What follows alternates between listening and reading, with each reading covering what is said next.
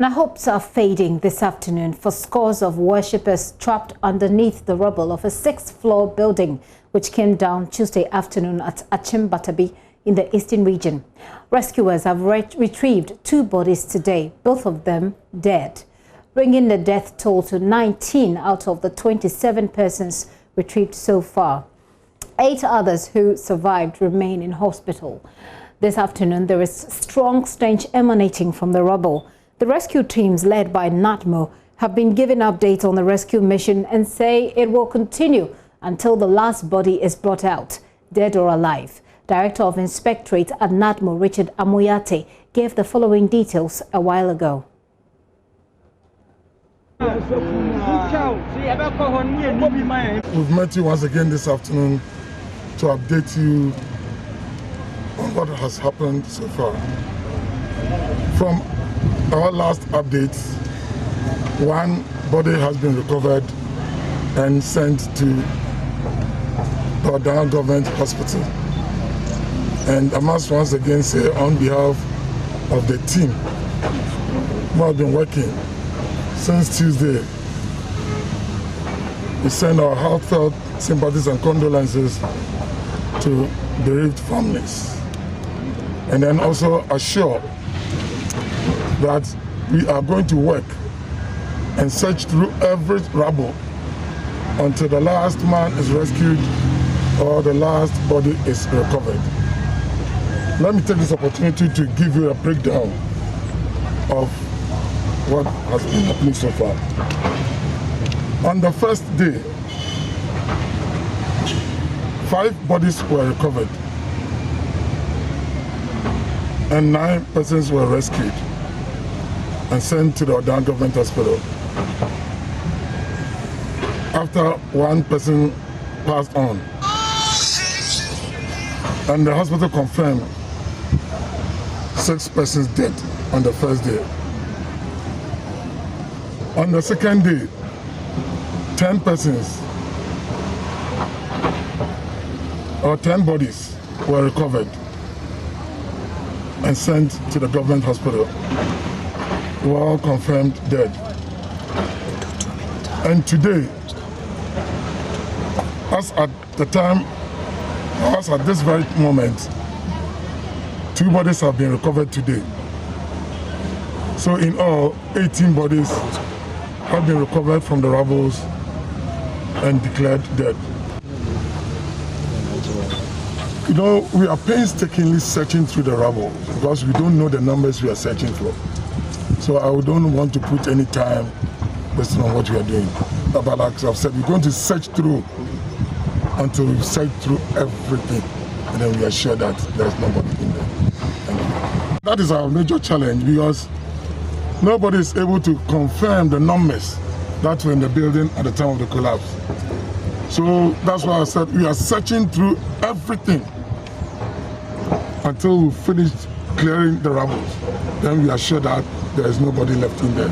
Because for now we have no information on the numbers for us to determine that we have recovered 5, so it's left with 1 or 2. No. So we are searching through the rubble until every single rubble.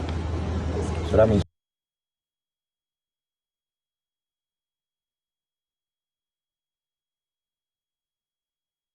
So that's the NATMO rep speaking there to reporters on what they have found so far. Now, so first of all, the biggest problem they have at the moment is that there are no confirmations of the number of people that were in that particular building at the time it collapsed. So far, he says on day 1, they were able to retrieve 6 bodies. On day 2, they retrieved 10 bodies. And today, they have retrieved 2 more bodies. Put all together, 18 people have been killed in that accident there. Let's go over to the ground and speak to Kofi Siao, my colleague who's standing by for us. Hello, Kofi.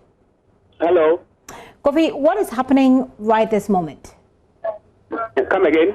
What is happening right now?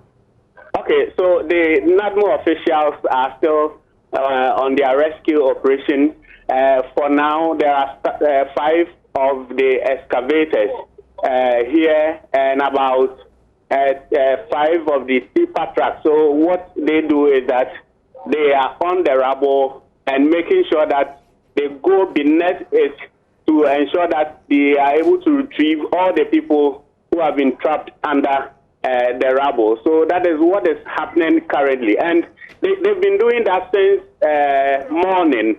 They started this thing on Tuesday, the rescue operation, and they've been doing that since then. And for now, I can tell you that they've been able to, retrieve about 27 people or persons from the pile. And out of the 27, for now, we can confirm 19 of them dead. Okay. Just a while ago, one person was retrieved. Okay. Which was, I can tell you that that person is a man, and when added to the figure that the NADMO officials gave us this afternoon, it comes to 27. So it means that 19 of the people out of the 27 they've so far retrieved under the rubble are dead. What do people in the neighborhood say to, say, reporters or to the people conducting this rescue mission? Well, they have been speaking a lot. When you tell them, they tell you in confidence. They do not want to be on record. What they say is that they are surprised that this thing could happen at this time, because this is a building that has been there for a very long time. So they never expected it could go down and trap that number of persons as it did on Tuesday.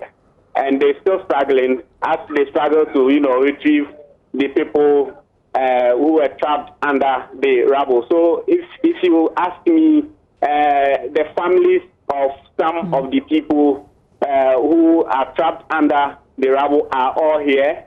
They do not want to go on record, but if you check their demeanor, it's not the best. They are very sad, and some are even wailing, if you ask me.